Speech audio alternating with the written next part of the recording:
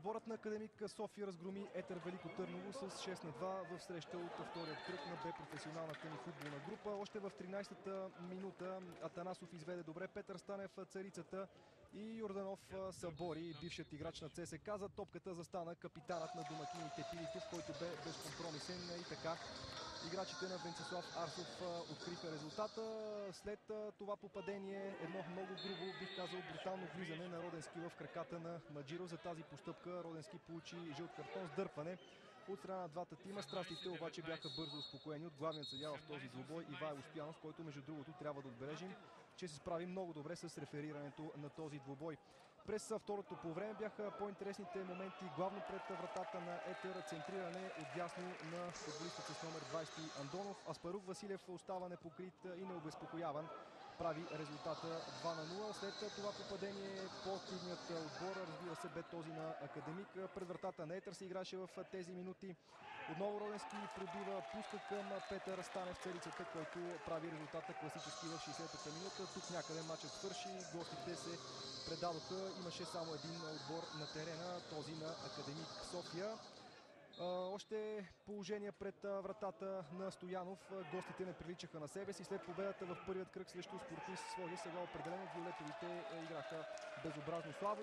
Петър Станев проби добре, финтира защитник на Етер, стреля. Вратарят Стоянов отби топката, но само за да я постави на крака на Аспарух Василев, който направи резултата 4-0.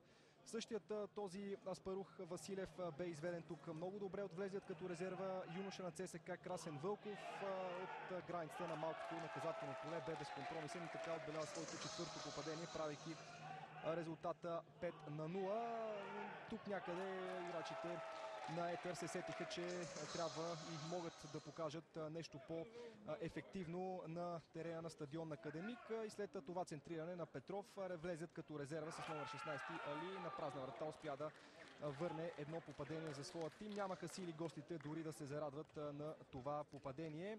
Все пак чест им прави, че след като вече губеха с 5-0, създадоха някои интересни положения пред вратата на Гьорев и при едно от тях, както виждате, Али намалява резултата. Веднага след попадението Роденски бе изгонен за ето това нарушение. Втори жълт картон получи футболистът на Академик София. Това обаче, разбира се, не се оказа решаващо, тъй като неговият тим имаше солидна преднина.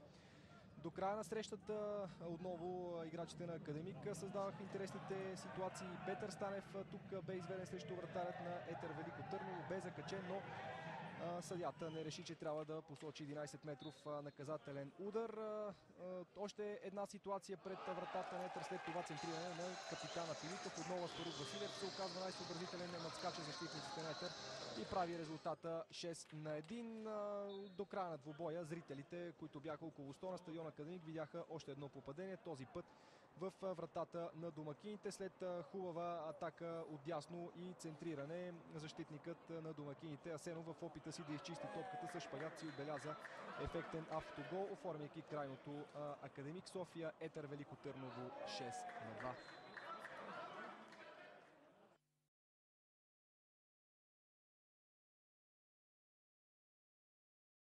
Проучили силните и слабите страни на своите отбори двамата треньори Сашо Ангелов и Самир Селимийски. Добра атака на софиянци. Аспарух Василев, добър финт на Аспарух Василев. Има възможност да центрира Аспарух Василев. Каква възможност за състава на Академик.